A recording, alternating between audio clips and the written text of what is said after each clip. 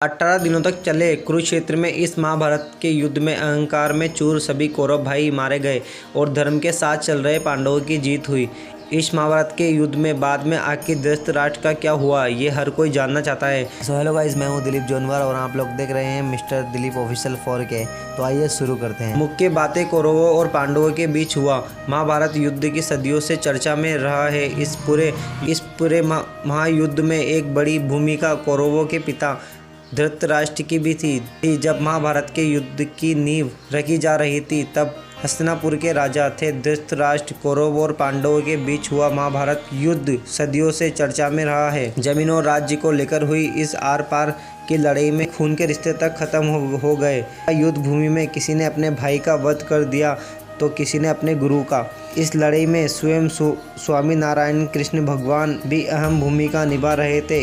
इस पूरे महायुद्ध में एक बार बड़ी भूमिका कौरवों के पिता धृतराष्ट्र की भी थी। कहा जाता है कि महाभारत का युद्ध उनके ही पुत्र मोहन के कारण और उनके गलत फैसलों के कारण हुआ था। उनके ही छोटे भाई विदुर ने राज दरबार में एक बार कहा भी था कि इतिहास उन्हें इस घोर विपात का हमेशा उत्तरदायी ठहराता रहेगा।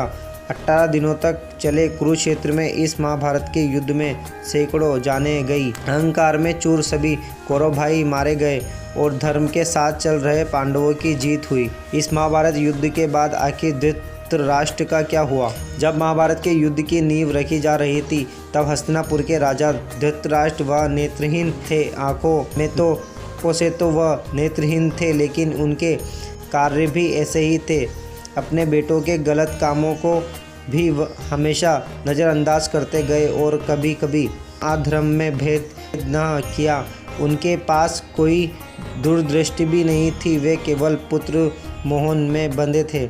एक तो वे नेत्रहीन और ऊपर से दिशाहीन थे। दूसरी तरफ उनके बड़े बेटे दुर्योधन ने हमेशा उन्हें भ्रमित किया और उनका फ़ायदा उठाते हुए अपना उल्लू सीधा करता रहा। भारत के युद्ध में कौरव के 100 भाइयों की मौत हो गई। 5 भाइयों वाले पांडवों की जीत हुई। इसके बाद धृतराष्ट्र को गद्दी से उतार पर युधिष्ठिर को हस्तिनापुर का राजा बनाया गया। लेकिन इसके बाद धृतराष्ट्र का क्या हुआ? क्या उनकी मौत हो गई? हर कोई जानने को उत्साहित होता है।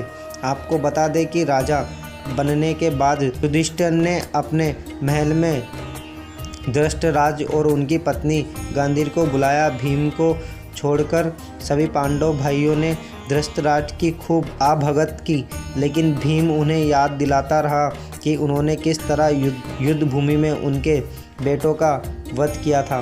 भोजन के दौरान धृतराष्ट्र मीट खा रहे थे, तब हड्डियों के क्रैक होने की आवाज़ आने पर भीम ने कहा कि दुर्योधन का जब उन्होंने वध किया था तब उसकी जांघों को तोड़ने पर ऐसी ही आवाज़ आई थी। ये सुनकर धृतराष्ट्र का पारा 7वें आसमान पर पहुंच गया था। इस अपमान को न सहन कर पाने की स्थिति में उन्होंने युधिष्ठिर का महल छोड़कर जंगल में जाने का निश्चय किया ताकि वह शांति से मौत को गले लगा सके। इसके बाद वे पत्नी गांधारी, पांडवों की मां कुंती और संजय के साथ जंगल की ओर निकल पड़े। एक दिन उसी जंगल में कहीं से आग लग गई। संजय ने उन्हें आग से बचाने का रास्ता सुझाया, लेकिन धृतराष्ट्र ने जंगल से निकलने का मन त्याग दिया और जंगल की आग में ही मरना उचित समझा। वे सभी चारों ध्यान की मुद्रा में जंगल के बीचों बीच बैठ गए और फिर आग की लपटों ने उन्हें अपनी आगोश में ले लिया। सो हेलो गाइस, ये थी हमारी पूरी स्टोरी। अगर आपको हमारी स्टोरी अच्छी लगी तो फिर लाइक कीजिएगा, सब्सक्राइब कीजिएगा, बेल आइकन का बटन दबाना ना भूलें। And thank you so much.